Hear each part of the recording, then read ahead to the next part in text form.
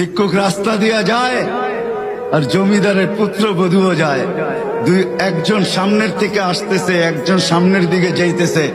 দুইজনের ক্রসিং এর সময় ভিক্ষুকের গায়ের কাদা জমিদারের পুত্রবধূর গায়ে লেগে গেছে।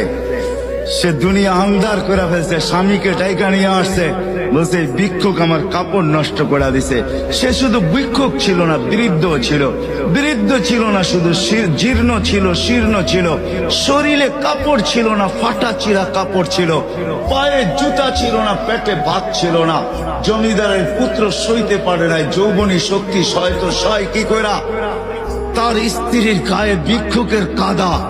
বস সমগ্র শক্তিকে হাতে একত্র করা বৃদ্ধের গালে বসায়। বৃদ্ধ কিচ্ছু বলে নাই, শুধু উপরের দিকে তাকায় দুই তিনটা শব্দ উচ্চারণ করছেন। শব্দগুলা হলো ইয়া মাল্লা তারা হলো ওয়ুন, ও আল্লাহ চোখে দেখা যায় না। ও তারা কুল্লা শাই, তুই সব দেখিস। ফারা তারা মা বি, তুই কি দেখিস না আমার সাথে কি ঘটতেছে? এটা কি দেখিস না? বলতে দেরি যুবক, মরতে দেরি হয় নাই। জমিদার চলে আসছে, প্রতিশোধ নিবে। বৃদ্ধের একদিকে মুস্কি হাসি, একদিকে বলতেছে প্রেমের খেলা এমনই হয়।